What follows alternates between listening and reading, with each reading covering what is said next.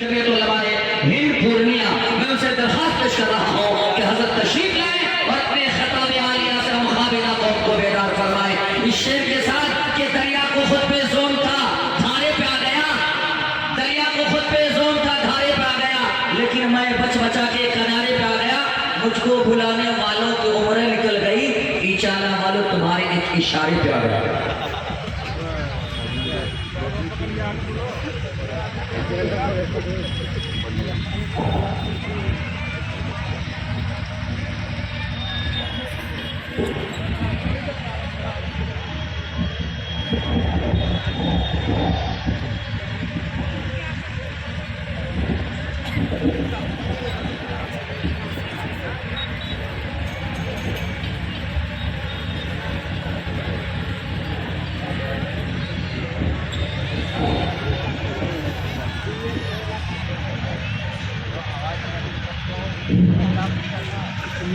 یہ مائک والا اشتاق ہے بھائی، ہم لوگ پورے پھیپھڑا اور جڑی ہیالا گردہ سب نکال رہے ہیں اور تم یار مستی میں سو رہے ہو۔ مائک ٹھیک کرو، آواز یہاں نہیں آ رہی کرنا، اس میں ساؤنڈ میں آواز ہی نہیں ہے، ایک ساؤنڈ ادھر اسٹیج کی طرف کرو۔ بسم اللہ الرحمن الرحیم، نحمدہ و نصلی علی رسولہ الکریم، اما بعد۔ قال اللہ تعالیٰ فی القرآن الکریم، اعوذ باللہ من الشیطان الرجیم، بسم اللہ الرحمن الرحیم۔ وقال الرسول یا رب ان قوم اتخذوا هذا القرآن مهجورا۔ وقال تعالی یا ایها الذین آمنوا ادخلوا فی السلم کافة۔ صدق اللہ العظیم۔ اسٹیج پر تشریف فرما معزز علماء کرام، سامعین اعظام، پیاری ماں بہنوں، نوجوان اور عزیز بچوں،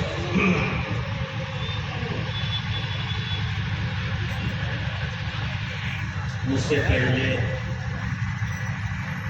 بہت ہی اچھی، بہت ہی جامع،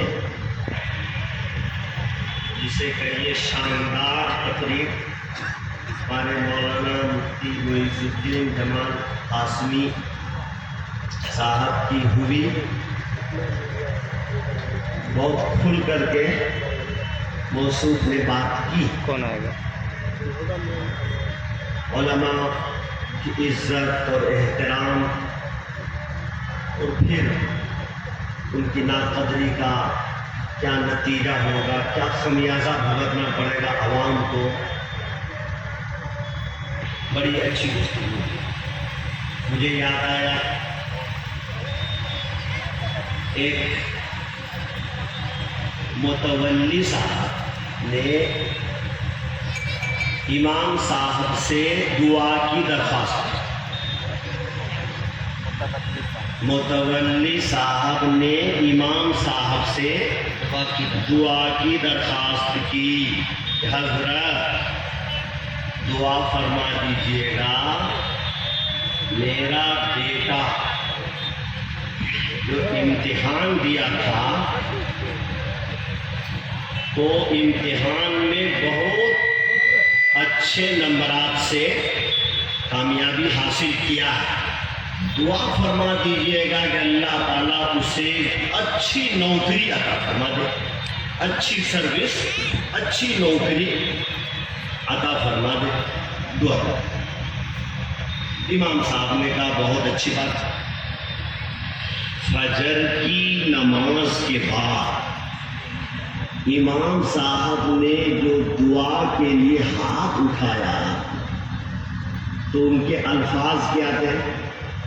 وہ یہ تھے، اے اللہ ہمارے متولی صاحب کے لڑکے کو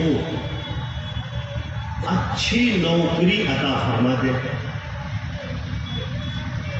متولی صاحب کے لڑکے کو اچھی نوکری عطا فرما دے اور اس کو اتنی تنخواہ ملے اس کو اتنی تنخواہ ملے جتنی میری تنخواہ. نہیں سمجھ میں آتا.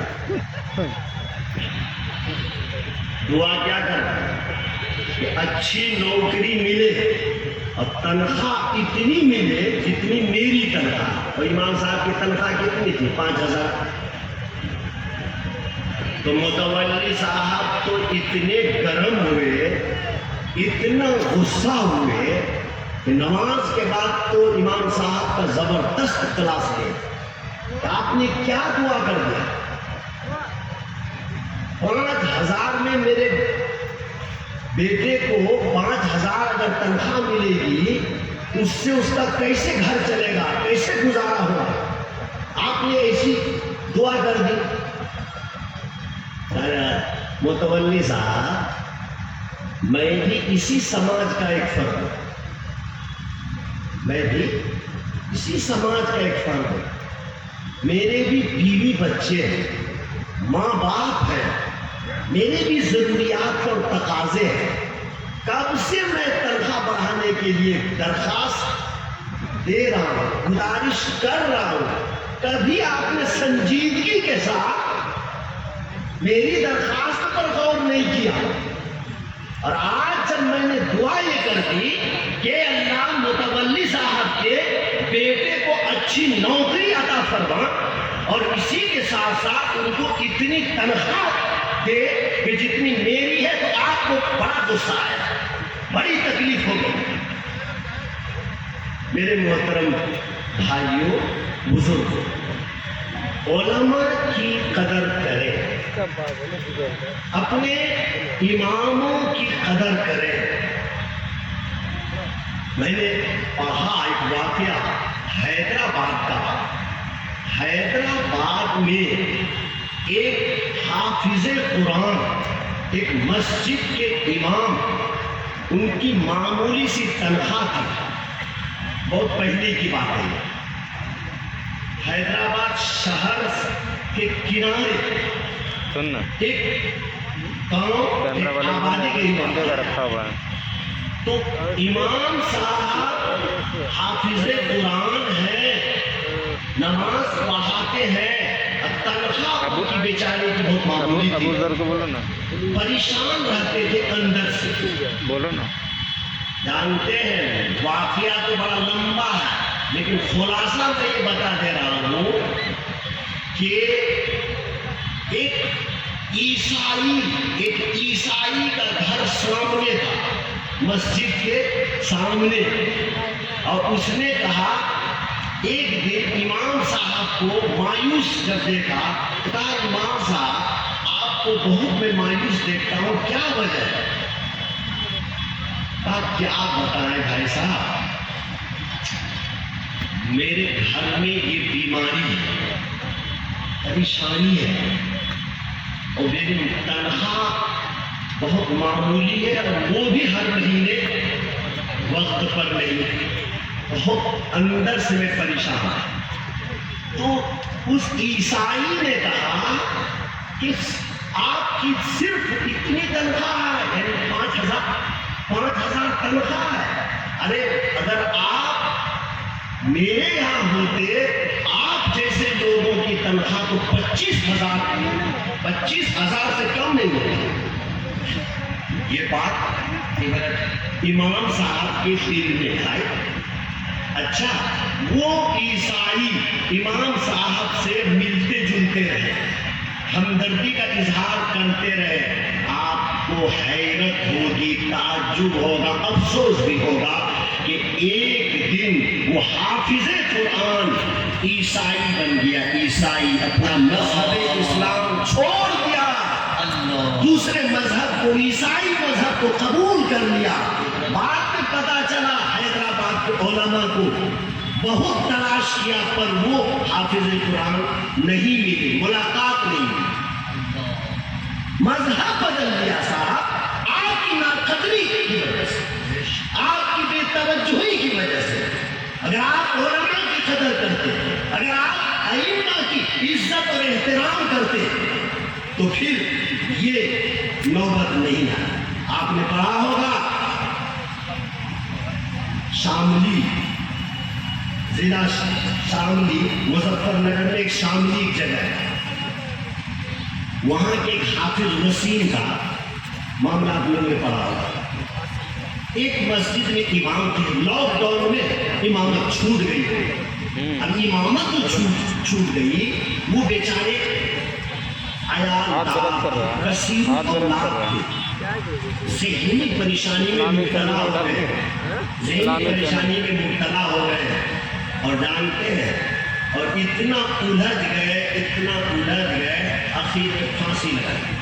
اللہ، ڈسٹرب ہو گئے بہت زیادہ اور اپنی جان دے دی۔ کیوں؟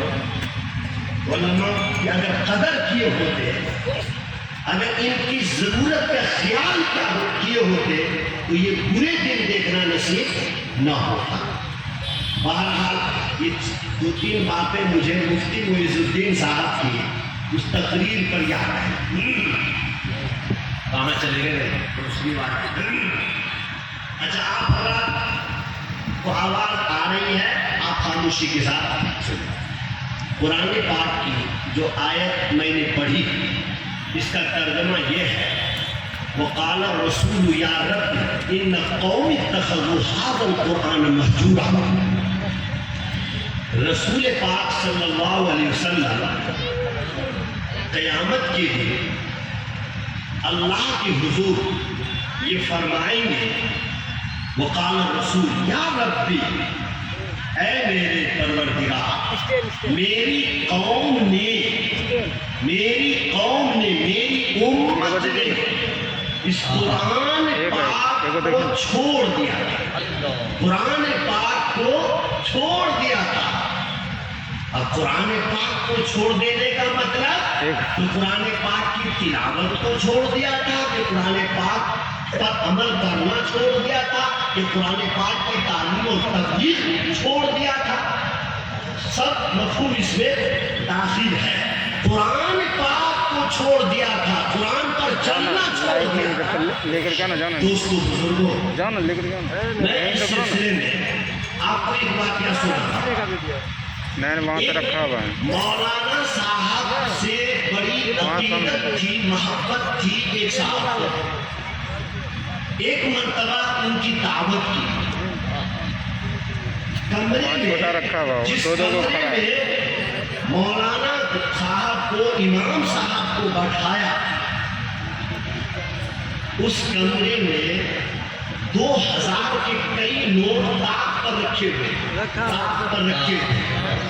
ہم کو دے دیے، گرمی کا مہینہ تھا، یہیں بھی بس اتنا جو چل رہا تھا، ہوا بھی تیز آئی تو وہ الماری پر سے 2000 کے جو نوٹ تھے وہ اڑ گئے، گر گئے، بکھر گئے۔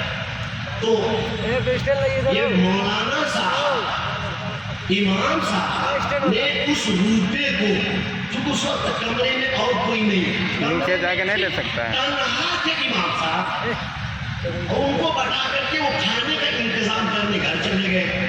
یہیں پہ رکھیں گے۔ مہمان خانے میں یا اس کمرے میں اور کوئی دوسرے نہیں تھے، تو امام صاحب نے ایک کو دیجیے، یہاں پہ رکھیں گے۔ امام صاحب نے وہ 2000 کے کئی نوٹ اس کو اٹھا کر کے وہ والا نہیں، وہ موبائل والا، الماری ہی پر قرآن پاک رکھا ہوا تھا، اسی میں رکھا۔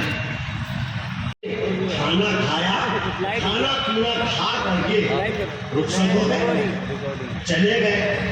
لیکن جانتے مولانا صاحب کے چلے جانے کے بعد اب وہ روپے کی تلاش میں، ارے بھائی الماری پر تو روپیہ رکھے تھے، 2000 کے کئی نوٹ تھے، وہ کون لے لیا؟ اور کمرے میں تو کوئی آیا بھی نہیں ہے سوائے مولانا صاحب کے۔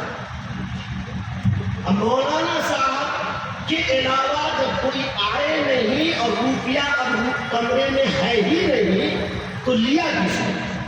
لگتا ہے امام صاحب کی نیت خراب ہو گئی، امام صاحب، مولانا صاحب ہی روپیہ لے لیے، مگر پوچھنے کی ہمت نہیں کہ امام صاحب آپ کو روپیہ لیا ہے کیا، یہ پوچھنے کی ہمت نہیں۔ لیکن اندر نفرت ہے، اس عالم دین کی نفرت دل میں پیدا۔ باپ کو تو اس بات کا یقین نہیں ہوا، مگر بچے بیٹے کو اس بات کا یقین ہو گیا کہ مولانا ہی نے روپیہ لیا، اس لیے کیا ہوا معلوم؟ 1 سال تک مولانا سے وہ محبت سے نہیں ملے۔ جب بھی دیکھا مولانا کو تو دائیں بائیں کٹنے کی کوشش کیا، اور مولانا کے آمنے سامنے نہیں ہوئے، نہ مولانا کو سلام کیا۔ کبھی مولانا صاحب نے سلام کیا تو ٹھیک سے جواب بھی نہیں دیا، چونکہ دل کے اندر نفرت تھی، کیونکہ اس عالم دین کی امام صاحب تھی۔ ان کو یہ یقین تھا کہ میرا روپیہ اگر لیا ہے تو مولانا صاحب نے ہی لیا ہے، مگر باپ کو اس بات کا یقین نہیں تھا۔ اگلے سال دیکھیے 1 سال کے بعد پھر مشورہ ہوا کہ کسی عالم دین کو دعوت کرے گھر میں خیر برکت کے لیے۔ باپ سے جب مشورہ، باپ نے کہا نہیں، وہی مولانا صاحب کو بلاؤ، اسی امام صاحب کو بلاؤ۔ بچے تیار نہیں تھے، بچے تیار نہیں تھے، تو مولانا صاحب نے تو روپیہ چورایا، لیکن باپ نے کہا نہیں، دعوت اگر ہوگی تو اسی مولانا صاحب کی ہوگی۔ تو مولانا صاحب کی پھر دعوت ہو گئی، دسترخوان سجا دیا، کھانا کھا لیے۔ تو امام صاحب نے کہا گھر والے سے، باپ سے کہ بھائی صاحب ایک بات بتائیے کہ 1 سال پہلے آپ کے سارے بال بچے مجھ سے جس عقیدت سے محبت سے ملا کرتے تھے، 1 سال تک یہ بچے اس عقیدت محبت کا اظہار نہیں کیا، مجھ کو سلام نہیں کیا، اور میں نے کبھی سلام کیا بھی تو ٹھیک سے جواب نہیں دیا۔ کیا وجہ؟ سمجھ میں نہیں آیا مجھ کو کیوں؟ تب باپ نے کہا کہ دیکھیے نا مولانا صاحب، بات یہ ہے کہ میرے بیٹے نے یہ الماری پہ روپیہ رکھا تھا، اور آپ کے علاوہ اس کمرے میں کوئی آیا بھی نہیں تھا، اور روپیہ غائب ہو گیا۔ تو ان بچوں کا یہ خیال ہے، اگرچہ خیال غلط ہوگا لیکن خیال یہ ہے کہ یہ روپیہ آپ ہی نے اٹھایا ہے، بس یہی دل میں نفرت ہے میں بچوں کو۔ مولانا صاحب نے جب یہ سنا تو آنکھوں سے آنسو جاری، تب آنکھوں سے آنسو جاری ہو گئے، اور جب تھوڑی دیر کے بعد خاموش ہوئے تو کہا کہ مجھے افسوس ہے کہ 1 سال کا عرصہ گزر گیا، اس 1 سال میں قرآن پاک کو کھول کر کے کسی نے نہیں دیکھا، قرآن پاک کی تلاوت نہیں ہوئی اس گھر میں۔ اگر قرآن پاک کی تلاوت ہوتی، قرآن پاک کو کھول کے دیکھا ہوتا تو وہ روپیہ اسی قرآن پاک میں ملتا۔ آپ دیکھیے کھول کر کے، ابھی بھی وہ روپیہ رکھا ہوا ہوگا۔ چنانچہ جب قرآن پاک کو کھولا تو دیکھا کہ نعرے تکبیر، نعرے تکبیر، حضرت مولانا مفتی مزمل صاحب دعوت برکاتہ۔ الحمدللہ حضرت کی آمد ہو چکی ہے۔ حضرت مولانا مفتی مزمل صاحب دعوت برکاتہ القاسمی بدایونی، استاذ تفسیر و فقہ دارالعلوم دیوبند، ان کی آمد ہو چکی ہے، انشاءاللہ ان کا بھی پروقت خطاب ہوگا۔ تو کہنے کا مطلب یہ ہے کہ 1 سال سے قرآن پاک کی تلاوت نہیں ہوئی۔ کیا معاملہ ہے؟ ہم لوگ کیا یہ سب باتیں کہاں؟ قرآن پاک کی تلاوت نہیں ہوئی، قرآن کھول کر کے نہیں دیکھا، تو وہ زمانے میں معزز تھے، مسلمہ ہو کر، اور ہم خار ہوئے تاریخ قرآن ہو کر۔ تو آج آپ کے ہمارے گھروں میں بھی طاقوں میں قرآن پاک کو سجا کر کے رکھا ہوگا، دوستان میں قرآن پاک کو آپ نے بہت ہی ادب و احترام کے ساتھ رکھا ہوگا، مگر سچائی کے ساتھ بتائیے، حقیقت یہ بتائیے کہ پورے ایک سال میں کتنے دن قرآن پاک کی تلاوت کی توفیق نصیب ہوئی؟ پورا سال گزر جاتا، قرآن پاک کی تلاوت کی توفیق نہیں ملتی، اور چاہتے ہیں کہ قرآن پاک کی برکتیں ہمیں حاصل ہو۔ نہیں، یاد رکھیے قرآن پاک کے 4 حقوق ہیں، قرآن پاک کے 4 حقوق ہیں۔ ایک حق یہ ہے کہ قرآن پاک کی تلاوت کی جائے، پہلا حق قرآن پاک کی تلاوت کی جائے۔ دوسرا حق قرآن پاک کو سمجھنے کی کوشش کی جائے، قرآن پاک کو معنی کے ساتھ پڑھیے اور ان کو سمجھیے۔ یہ دوسرا حق ہے کہ قرآن پاک کو سمجھنے کی کوشش کریں۔ تیسرا حق کیا؟ قرآن پاک پر، قرآنی احکام پر، قرآنی ہدایات پر عمل کرنے کی کوشش کریں۔ قرآن پاک پر عمل کرنا، قرآن پاک پر چلنا، ان کے حکموں پر چلنا، یہ ان کا تیسرا ہے۔ چوتھا قرآن پاک کا یہ ہے کہ قرآن پاک کی تعلیم اور تبلیغ، آپ جتنی اس کی تعلیم کر سکتے ہیں اور جتنی تبلیغ کر سکتے ہیں آپ کریں، جو آپ سے بن پڑے قرآن احکام کو، پیغام کو دوسروں تک پہنچائیں، یہ بھی ان کا حق ہے۔ اللہ تبارک و تعالیٰ آپ کو، ہم کو، سب کو کہنے سننے سے زیادہ عمل کی توفیق عطا فرمائے۔ بہت بڑے معزز عالم دین استاد دارالعلوم دیوبند تشریف فرما ہے، اس لیے میں اپنی بات کو یہی ختم کرتا ہوں۔ اللہ تبارک و تعالیٰ ان کہی ہوئی باتوں پر آپ کو، ہم کو، سب کو عمل کی توفیق عطا فرمائے۔ وآخر دعوانا الحمدللہ۔